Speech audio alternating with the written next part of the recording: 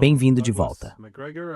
Hoje estamos aqui com o Coronel Douglas MacGregor, um veterano de combate altamente condecorado e ex-assessor do Secretário de Defesa dos Estados Unidos, para discutir seu artigo recente intitulado A Equipe América está de volta e seguir a história não tem um plano real.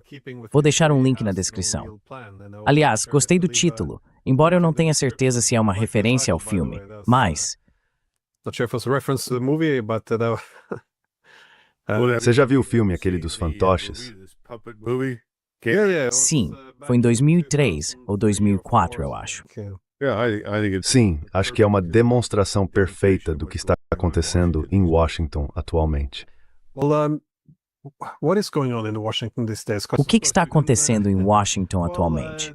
Bem, isso se referia, é claro, ao ataque à Venezuela, mas acho que isso precisa ser colocado em um contexto mais amplo, em termos de objetivos, estratégia e também, imagino, do que realmente significaria ter sucesso.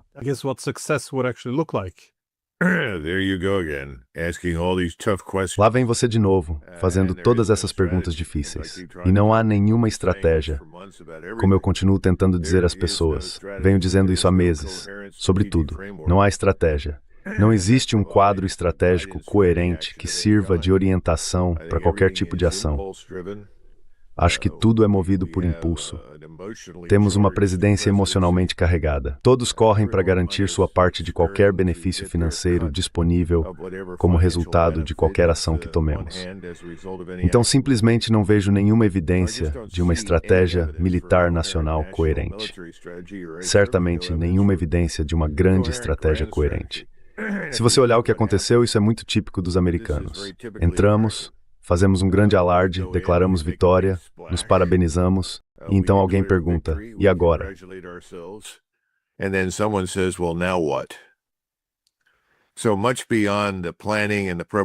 Muito além do planejamento e da preparação para o sequestro, ou prisão, como eles afirmam, do Sr. Maduro e de sua esposa, não parece ter havido muita reflexão.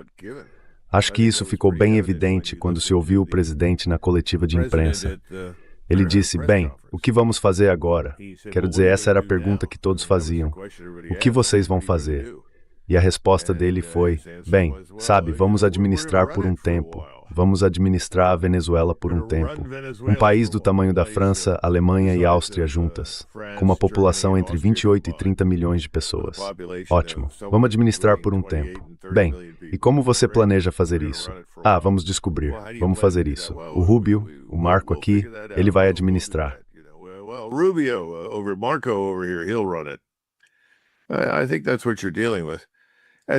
Acho que é isso com que você está lidando. Quanto à operação em si, pelo que consegui descobrir nos últimos dias, conversando com pessoas que têm muita experiência em campo e um histórico em inteligência, o que eu não tenho, parece que gastamos uma quantia enorme de dinheiro para subornar todos que pudessem interferir na captura e prisão de Maduro. Agora, parece que a equipe de segurança ou guarda-costas cubana, seja lá o que fosse, foi em grande parte eliminada. Como isso aconteceu? Fomos nós que fizemos. Foi feito por mercenários ou outras entidades? Não faço ideia. Mas acho que fizemos tudo o que podíamos para evitar baixas. E esse é outro aspecto lamentável da política externa americana atualmente.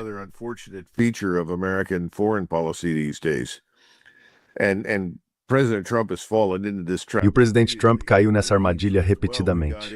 Ele começa dizendo, bem, entramos, fizemos tudo, não tivemos perdas. Ele disse isso sobre o ataque ao Irã, quando bombardeou, ou supostamente bombardeou as instalações nucleares. E então disse que foi maravilhoso, foi bonito, foi ótimo, foi incrível. E agora temos paz e acabou.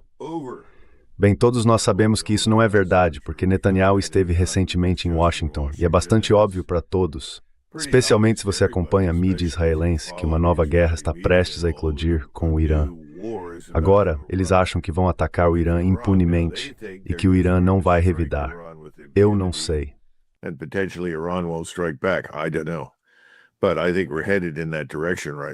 Mas acho que estamos indo nessa direção agora. Então, penso que a verdadeira questão para o presidente Trump é a seguinte. Ele disse a mesma coisa. Entramos, foi maravilhoso, foi perfeito, foi bonito. Ninguém, não perdemos ninguém. Bem, tivemos uma aeronave que aparentemente foi gravemente danificada e teve que abortar, não participou da missão. Acho que essa era a única bateria de defesa aérea venezuelana que não havia sido alertada para se desativar e nos deixar entrar. E claro, ao mesmo tempo, vemos essa nova vice-presidente que agora se tornou presidente. Ela fala pelos dois lados da boca. De um lado, ela diz a todos que vai trabalhar com os americanos.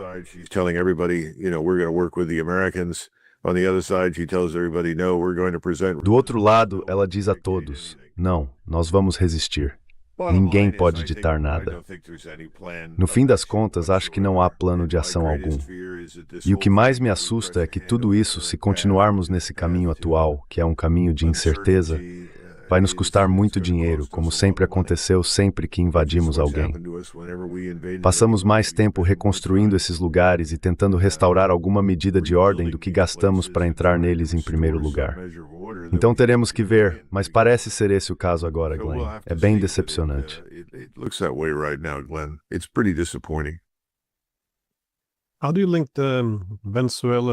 Como você relaciona a guerra na Venezuela com o Irã? Porque, bem, alguns argumentariam que se os Estados Unidos conseguirem tomar o controle da Venezuela e de seu petróleo, então poderiam bancar uma guerra contra o Irã, apesar da instabilidade no Oriente Médio. Por outro lado, vemos pessoas como Machado, que recebeu o Prêmio Nobel da Paz, dizendo que se os Estados Unidos ajudassem a remover Maduro, a primeira coisa que ela faria seria transferir a embaixada venezuelana de Tel Aviv para Jerusalém, essencialmente reconhecendo essa cidade como a nova capital. Por que Israel está ligado à Venezuela nesse caso? Isso é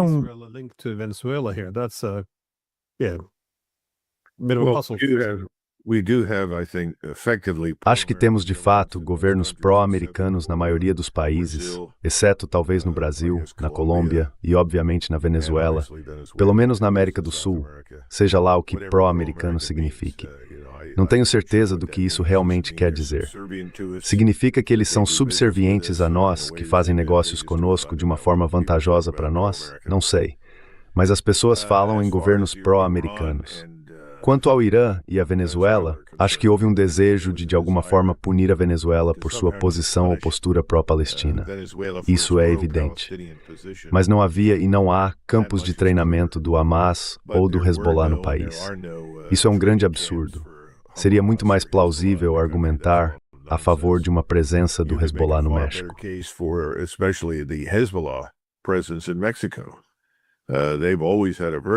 Eles sempre tiveram uma presença muito grande no norte do México, dentro, digamos, do alcance de tiro da fronteira americana. Por algum motivo, isso não é muito comentado. E também houve um grande número de pessoas que são muçulmanos sunitas, ligados ao ISIS, ao Nusra, ao Hamas e a outros grupos no México.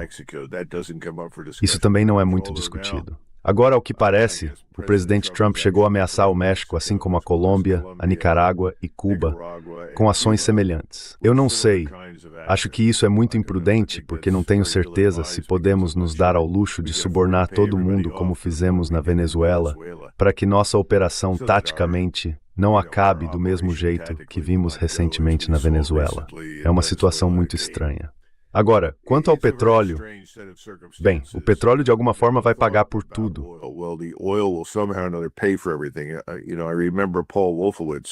Eu me lembro de Paul Wolfowitz, quando era vice-secretário de Defesa, testemunhando no Congresso e dizendo, o Iraque não será um problema. O petróleo iraquiano vai pagar por tudo. Bem, isso nunca aconteceu. Perdemos trilhões de dólares nessa empreitada. O petróleo da Venezuela, pelo que me dizem, parece uma espécie de lama. É muito espesso e difícil de refinar.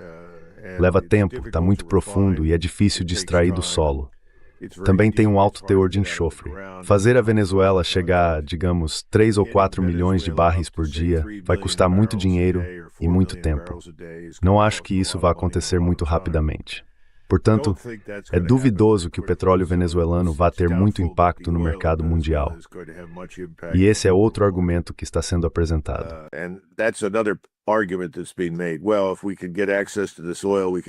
Bem, Se pudéssemos ter acesso a esse petróleo, poderíamos colocá-lo no mercado, além do nosso controle, aparentemente, sobre o petróleo da Guiana também, que fica ao lado da Venezuela. Isso vai inundar o mercado global de petróleo, e isso prejudicará a Rússia e sua capacidade de conduzir a guerra. Não, eu não acho. Leva muito tempo para que tudo isso tenha um impacto ou efeito real. Pode levar uma década ou mais até que o petróleo seja extraído com sucesso no volume necessário para fazer alguma diferença. Agora, há minerais, riqueza mineral em termos de enormes quantidades de ouro. As minas de ouro lá são consideráveis, mas também me disseram que estão em péssimas condições. E eles têm minas de esmeralda e têm terras raras e outras coisas. Mas é preciso entrar no interior.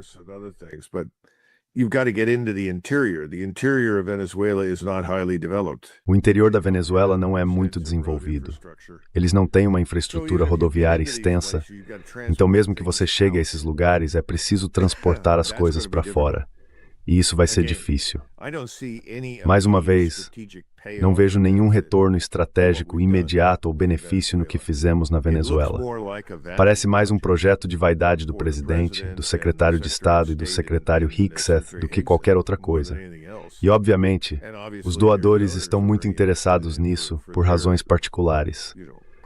Lembre-se de que os doadores, que são, em sua maioria, bilionários, inevitavelmente darão um jeito de lucrar de alguma forma com tudo isso. Mas o restante dos 95% ou mais da população não vê benefício algum. Atualmente estamos dominados pela classe bilionária.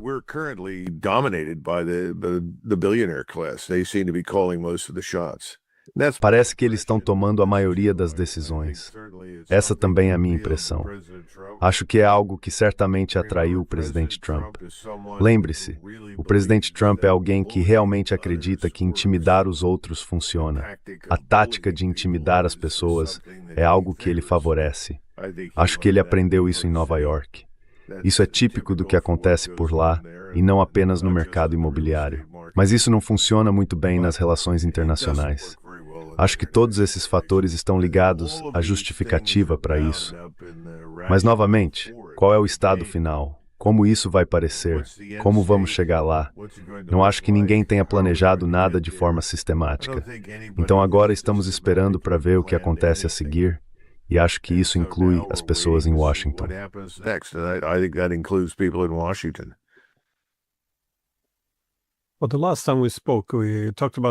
Bem, da última vez que conversamos, falamos sobre a nova estratégia de segurança nacional. E você comentou que também não havia muita estratégia nela. Mas a referência às Américas era, mais ou menos, de que o hemisfério ocidental precisa voltar a ficar sob controle dos Estados Unidos, já que agora existem outros centros de poder. Então não podemos permitir que os chineses, por exemplo, ou os russos atuem na América Latina. E isso é algo que também temos visto na retórica sobre a Venezuela.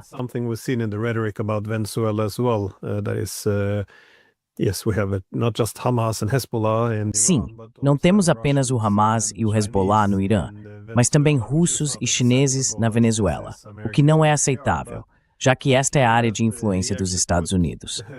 Mas considerando que ele realmente incluiu o termo Doutrina Monroe na Estratégia de Segurança Nacional, você vê isso como parte de um esforço mais amplo para reafirmar o controle sobre as Américas, ou para negar o acesso a outras grandes potências. Eu sei que a doutrina Monroe original tinha o objetivo de impedir que impérios europeus se estabelecessem aqui, mas isso parece diferente. Seria uma questão de negar atividade econômica ou influência a outras grandes potências. Como você está avaliando isso?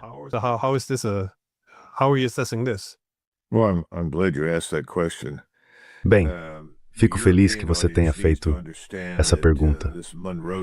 O público europeu precisa entender que a doutrina Monroe foi mencionada brevemente pelo presidente Monroe e depois desapareceu para todos os efeitos das discussões políticas em Washington ou em qualquer outro lugar até a década de 1920. Ela foi ressuscitada nos anos 1920 porque havíamos participado da Primeira Guerra Mundial e praticamente todos concluíram, naquela época, que aquilo tinha sido um erro terrível, que tudo o que fizemos foi resgatar o imperialismo britânico e francês. Perdemos 110 mil mortos em 110 dias de combate na frente ocidental. As pessoas ficaram horrorizadas. E então o presidente Harding e seus sucessores nos anos 1920 disseram: não queremos fazer isso de novo. Esta é a última coisa que queremos. We don't want to do this again. This is the last thing we ever want. And so the Monroe Doctrine came back into vogue. E assim, a doutrina Monroe voltou à moda ou ao uso naquela época. Desenvolvemos uma estratégia chamada defesa hemisférica, que basicamente dizia: vamos defender o hemisfério de todos que estejam fora dele, então não nos desafiem aqui. Agora, dito tudo isso, acho que isso não tem muito significado hoje em dia. Penso que é outro tipo de chavão ressuscitado para convencer as pessoas de algo que na verdade não é um problema. Glenn, nós na América do Norte, nós, os Estados Unidos, dominamos o hemisfério ocidental quase desde o momento em que vencemos a Guerra de 1812. Quando os britânicos se retiraram, depois de travarem outra guerra sem uma estratégia real, as coisas não saíram muito bem para eles. Então disseram que se dane isso, e em grande parte se retiraram.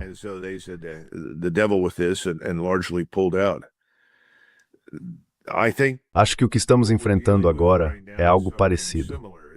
Quando falamos sobre isso, de novo voltamos à questão da estratégia. Não há estratégia.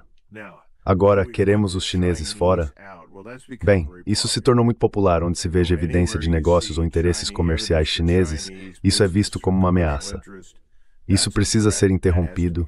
Isso precisa ser eliminado. Ninguém aprovou nenhuma legislação nos Estados Unidos que impeça os chineses de investir ou possuir grandes quantidades de terras agrícolas aqui. E eu sempre digo às pessoas, se vocês estão realmente preocupados com os chineses, vamos começar em casa, em vez de dizer a todos os outros no hemisfério ocidental que eles não podem fazer negócios com eles.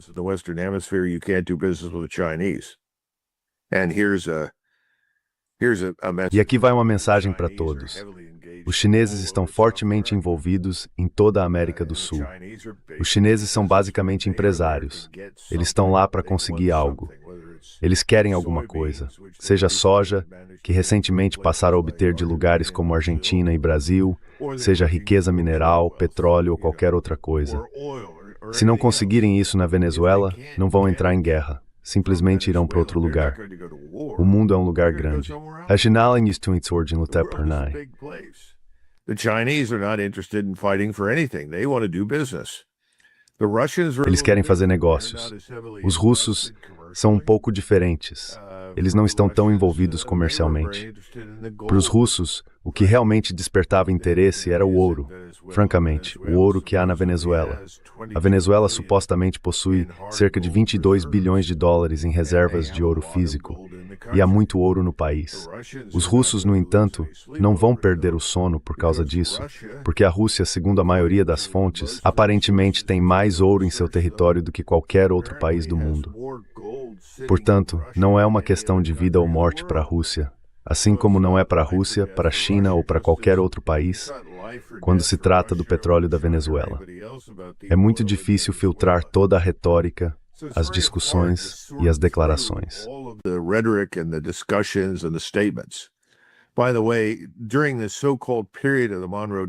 Aliás, durante o chamado período da doutrina Monroe, havia mais de 30 mil soldados franceses no México.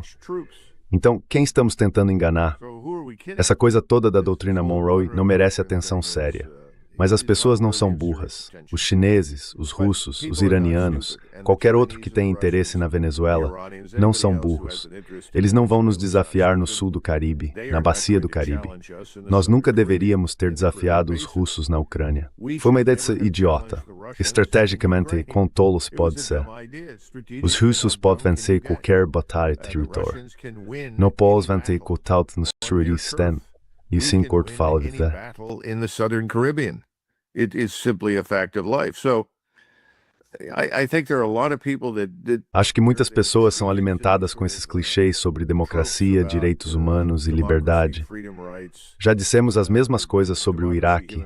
Dissemos isso em muitos lugares, em muitos momentos diferentes. É tudo sem sentido. Mas acho que desta vez Washington realmente se enganou de forma grave.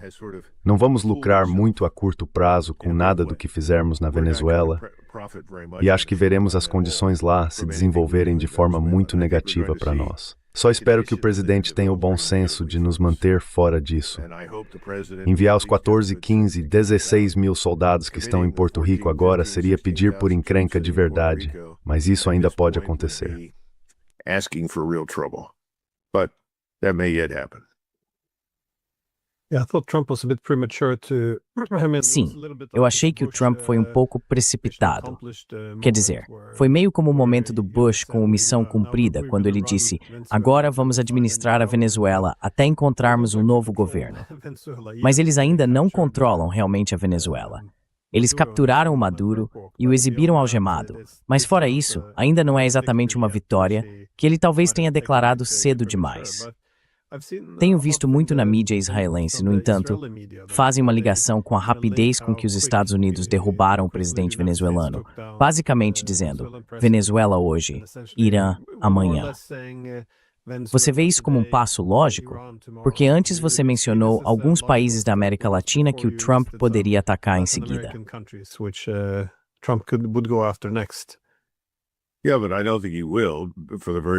Sim, mas não acho que ele vá fazer isso, justamente pelos motivos que estamos discutindo. Você pode entrar e inicialmente remover as pessoas-chave que quiser, mas isso não muda fundamentalmente a situação no terreno em nenhum desses países.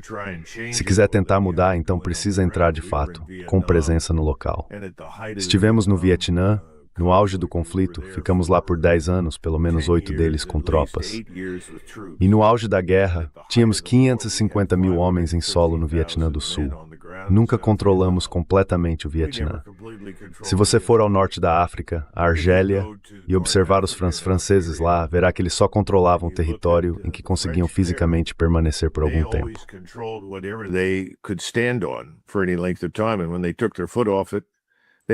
E quando eles tiraram o pé de cima, deixaram de ter controle.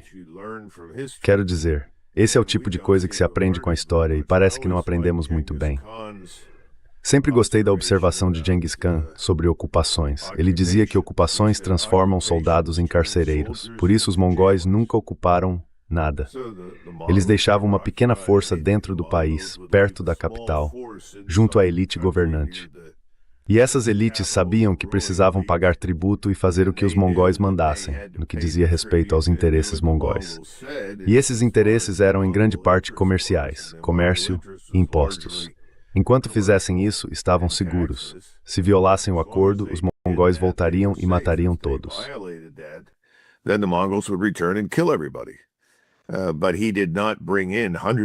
Mas ele não trouxe centenas de milhares de tropas mongóis para ocupar nada, porque isso seria uma perda de tempo.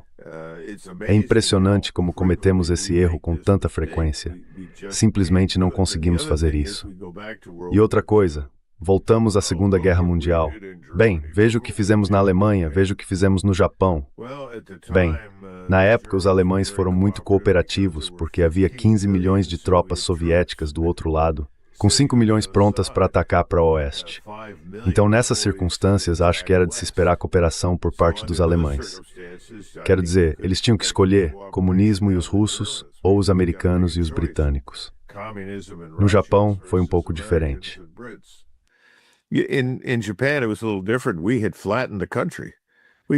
Nós havíamos arrasado o país.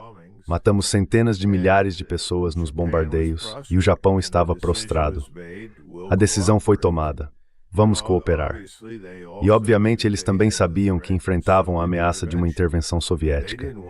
Eles não queriam que os soviéticos desembarcassem no Japão e violentassem todas as mulheres e destruíssem a cultura e a civilização japonesa, o que foi exatamente o que fizeram em toda a Europa Oriental. Portanto, havia razões pelas quais os japoneses e os alemães cooperaram. Outra coisa é que éramos um pouco mais esclarecidos naquela época. Reconhecíamos que as pessoas que precisavam reconstruir o país eram locais, indígenas. Em outras palavras, os japoneses e os alemães. E os japoneses e os alemães eram pessoas muito sofisticadas, altamente educadas e muito inteligentes.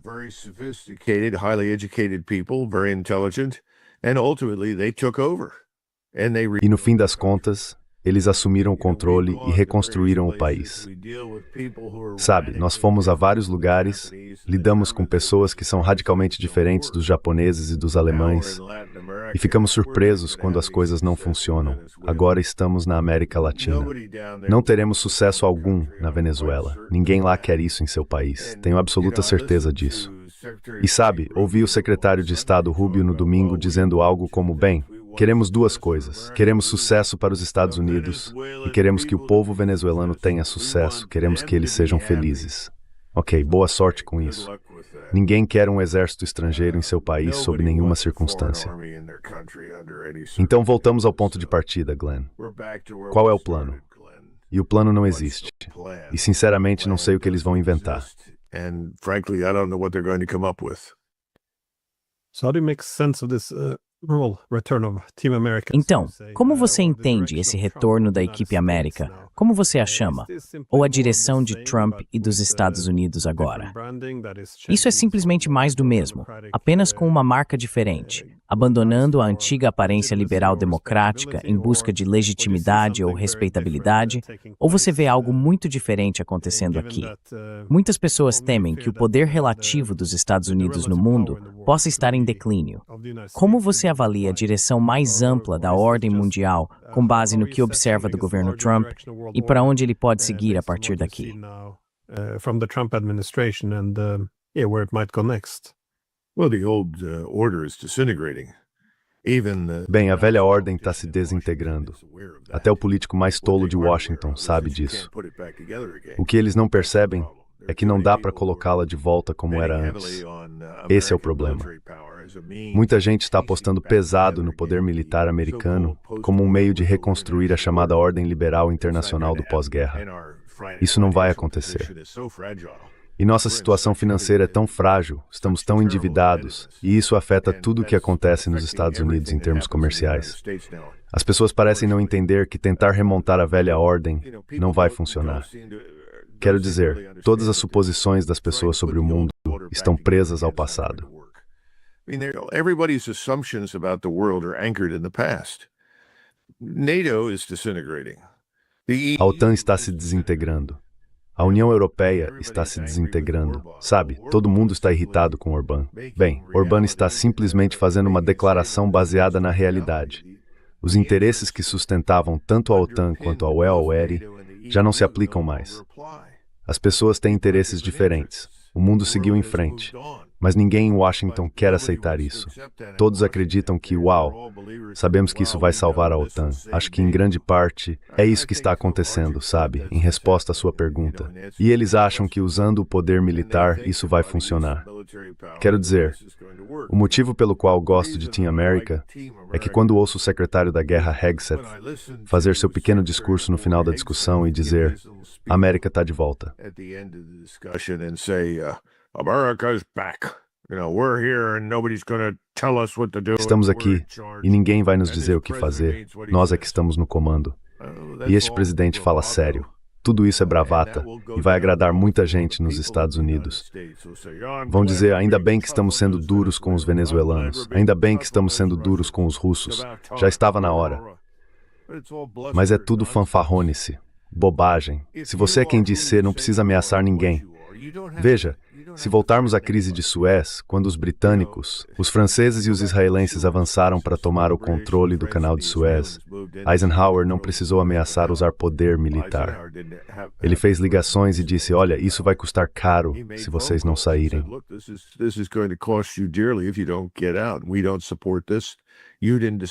Nós não apoiamos isso, você não discutiu isso conosco. Estou te dizendo, saia. E aconteceu. Parece que não entendemos que o uso mais eficaz da força está em não usá-la, mas em possuí-la, e para que seja algo crível. Tudo o que fizemos foi basicamente pegar alguém da primeira ou segunda série no recreio e dizer para o time de futebol americano do ensino médio, vão lá e acabem com essas crianças da escola primária. Coloquem-as em ordem. Digam para elas se realinharem, fazerem o que estamos mandando. Bem, o time de futebol do ensino médio não tem dificuldade em lidar com crianças da escola primária. Então não tivemos muita dificuldade em lidar com a Venezuela.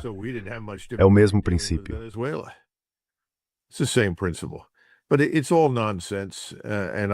Mas isso é tudo um absurdo. E eu acho que, infelizmente, estamos nesse caminho e o presidente Trump acabou sendo vítima disso. É como eu disse antes, meu grande medo é que nos coloquemos em uma posição em que entremos, soframos baixas e sejamos claramente derrotados de alguma forma evidente. E todos fiquem chocados, porque nos acostumamos a suprimir oponentes fracos e sofrer pouquíssimas baixas. Esse é um problema. O segundo problema que você mencionou é que não há uma estratégia propriamente dita. Foi um alvo de oportunidade e todos tinham algum motivo para entrar lá. O que eles não têm é uma forma de permanecer e fazer aquilo funcionar. E eu não vejo isso acontecendo tão cedo.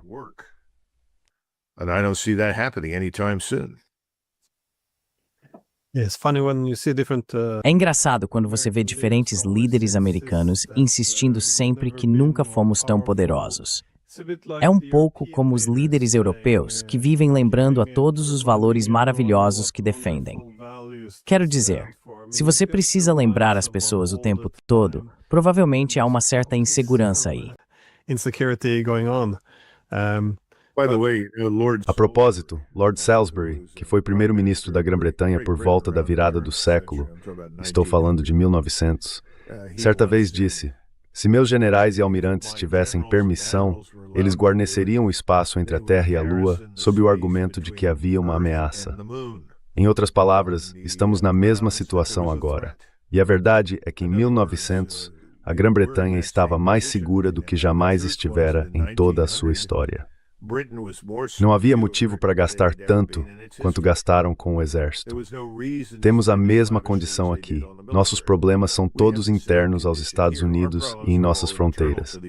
Não há realmente razão para irmos a lugar algum ou fazermos qualquer coisa militarmente. Mas, você sabe, isso faz parte do jogo que se joga. Algumas pessoas chamam isso de comportamento de império em estágio avançado.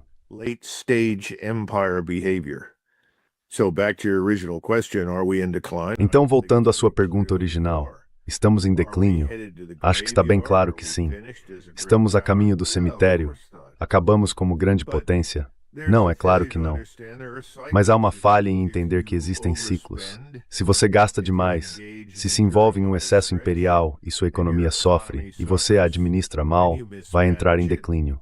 Você vai entrar em uma recessão, e é para lá que estamos indo. Essa recessão é permanente? Certamente não. Vamos nos recuperar? Claro que sim. Mas ninguém quer admitir isso em Washington.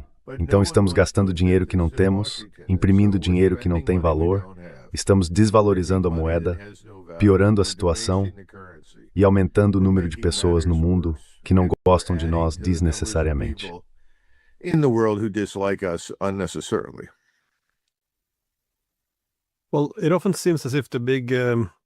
Bem, muitas vezes parece que a grande origem de muitas das guerras que temos hoje é essa transição em que estamos atualmente, entre duas ordens mundiais, de que a era hegemônica acabou e agora vemos uma mudança em direção à multipolaridade.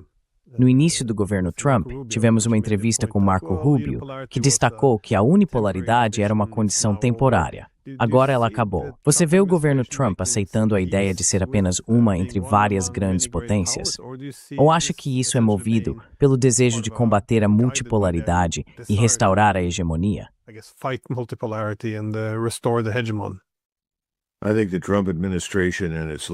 Acho que o governo Trump e sua liderança entendem a inutilidade de entrar em guerra com a Rússia por causa da Ucrânia. Eles reconhecem que essa é uma proposta perdida. Eles veem que os europeus têm os meios para se defender e estão cada vez mais interessados em que os próprios europeus assumam a responsabilidade por sua defesa. Acho que, em particular, ninguém no alto escalão do governo Trump acredita que a Rússia queira marchar sobre a Europa. Em outras palavras, atravessar a Ucrânia, cruzar a fronteira polonesa e ir até Berlim ou Paris. Isso é tudo um absurdo, e acho que eles entendem isso. Ao mesmo tempo, também acredito que eles compreendem a inutilidade de entrar em guerra com a China por causa de Taiwan.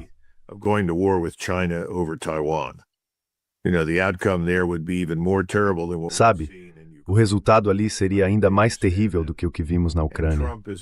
Acho que eles entendem isso. E Trump é empresário suficiente para saber que realmente quer fazer negócios com a China. Mas isso é impossível no mundo de hoje. A China tem produzido o quê? Cerca de 50% do PIB global. Tire a China da equação e todos nós desmoronamos agora. Acho que o presidente Trump entende isso. Então a questão é, o que fazer nos dois pontos de tensão restantes? Um é o Oriente Médio e o outro é a Venezuela, ou no momento a Bacia do Caribe. Bem, já tomamos medidas na Bacia do Caribe. Com que objetivo ainda não está claro. Teremos que esperar para ver que tipo de ideias eles vão apresentar. What sort of ideas they come up with. But in the Middle East, that's a different story. Mas no Oriente Médio é uma história diferente. Temos um grupo de bilionários que possuem e controlam o governo. Eles controlam o Congresso. Eles controlam a presidência. Eles querem guerra com o Irã. Agora, o problema com uma guerra contra o Irã é que isso não seria o fim da história. No momento, acho que Israel e os turcos estão em rota de colisão na Síria, e isso pode se tornar muito sério, muito rapidamente. Acho que essa é uma das razões, na mente de Netanyahu, pelas quais ele, entre aspas, quer eliminar o Irã antes que o Irã possa se tornar um fator nesse conflito. Somos peões. Vamos fazer o que ele exigir. O presidente Trump deixou isso muito claro. O que Bibi quiser, Bibi consegue.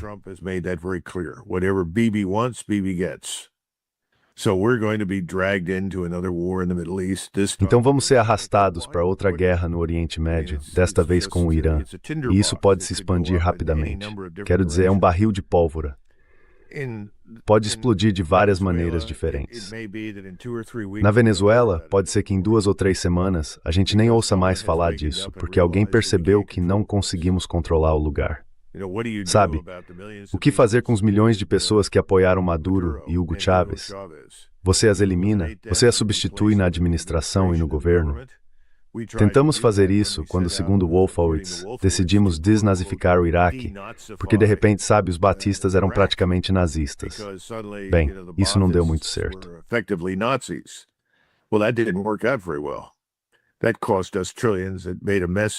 Isso nos custou trilhões. Causou uma bagunça no Oriente Médio. Então pode-se argumentar que Israel agora está menos seguro do que jamais esteve, como resultado de todas as ações que tomamos e das ações que tomamos em conjunto com eles. Acho que talvez em 2 ou 3 semanas saberemos. Se não ouvirmos muito sobre a Venezuela, então não vamos entrar na Venezuela. E ao contrário do que o secretário Rubio espera, ele pode não acabar como o vice-rei da América Central. Porque lembre-se, no fundo da mente dele, o que ele mais quer é libertar Cuba. Esse é o projeto pessoal dele. E se pudermos libertar Cuba, Nicarágua e Venezuela, então poderemos libertar a Colômbia. Curiosamente, ninguém fala sobre o México, que é a principal fonte dos nossos problemas.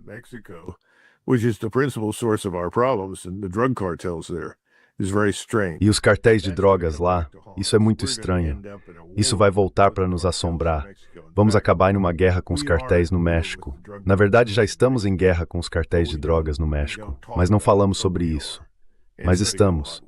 E vai piorar muito. Então isso vai acontecer. A guerra com o Irã vai acontecer.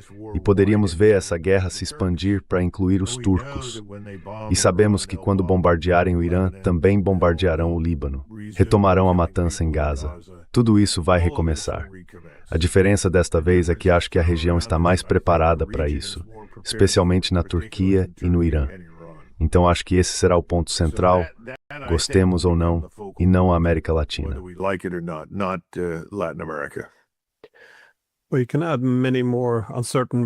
Podemos acrescentar muitas outras variáveis incertas aqui, no entanto. Antes de tudo, temos outras grandes potências, principalmente a China e a Rússia, que não querem ver o Irã fracassar. É claro que fariam mais para defender o Irã, em vez de se infiltrar no quintal dos Estados Unidos, na Venezuela. Mas os Estados Unidos também poderiam enfrentar, junto com os europeus, uma grande crise econômica no futuro próximo. Você vê a possibilidade dessas coisas? Bem, entrar em choque, se encontrarem.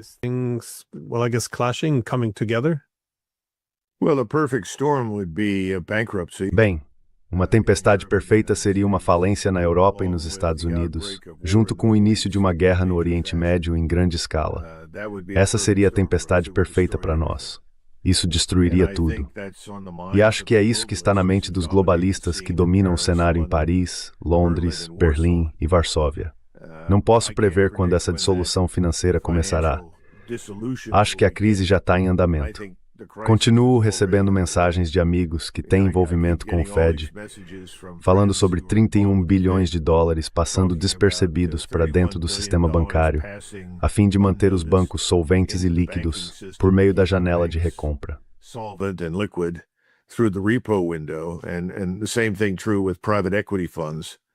E o mesmo vale para os fundos de private equity. Sabemos que continuamos a fazer afrouxamento quantitativo, quer admitamos ou não. Isso está acontecendo nessas duas áreas. Os fundos de private equity, que estão muito vulneráveis neste momento, e o sistema bancário. Então isso vai desmoronar. Não posso dizer quando, mas a maioria das pessoas que observa a situação agora pensa, meu Deus. Normalmente eu falo sobre Alistair MacLeod, que é especialista em ouro, e ele certamente vale a pena ouvir. James Grant também vale a pena ouvir. Ray Dalio já fez esses apontamentos. Há muitas pessoas por aí falando sobre isso, até mesmo Warren Buffett. There are a lot of people out there talking about this, even Warren Buffett. If you look at the precautions he's taken with his own wealth. Se você observar as precauções que ele tomou com a própria fortuna, verá que ele vem alertando sobre a pior crise financeira desde a Grande Depressão. E muitos estão prevendo que o que está por vir será ainda pior. Então está aí, certo? Está chegando. Ninguém pode dizer se será amanhã, na próxima semana ou no próximo mês.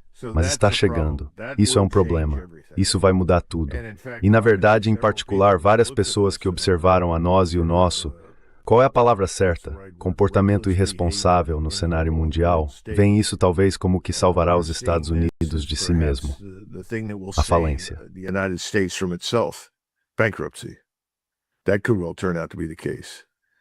Isso pode muito bem acabar sendo o caso. Mas, ao mesmo tempo, você tem razão.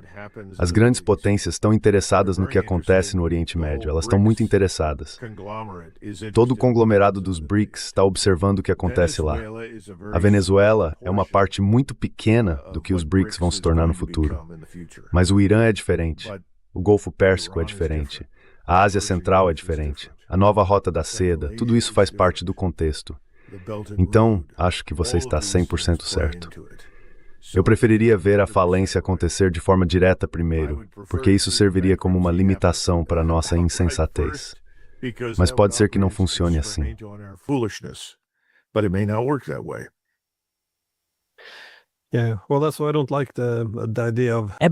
É por isso que eu não gosto da ideia de Venezuela hoje e Irã amanhã. Porque a Venezuela é um tipo de micromilitarismo. É um alvo fácil, bem na fronteira dos Estados Unidos, e ninguém vai interferir. O Irã, por outro lado, é uma grande potência militar, com laços estreitos com outras grandes potências da região que estão dispostas a agir. Sempre há um problema com uma missão militar que é bem-sucedida demais. Ela tende a encorajar. E sim, isso também se torna um problema.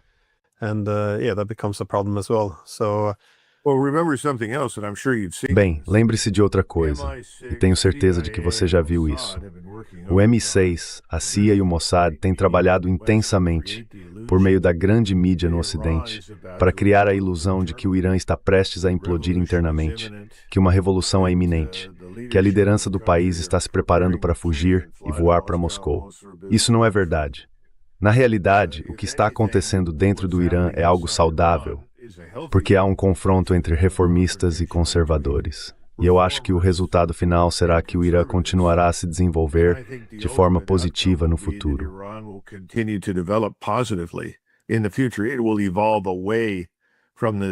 Ele vai se afastar do Estado que foi fundado há 40 anos. Isso já está em andamento e só vai continuar. Mas o próprio Irã está unido nacionalmente contra o inimigo externo, ou seja, Israel e os Estados Unidos. Ninguém deve duvidar disso. Então eu espero que, se o seu público na Europa estiver recebendo as mesmas bobagens que nós recebemos na mídia, eles entendam isso. O Irã, como você disse, não será uma presa fácil. E o meu grande medo é que, em uma situação nuclear. Espero que não.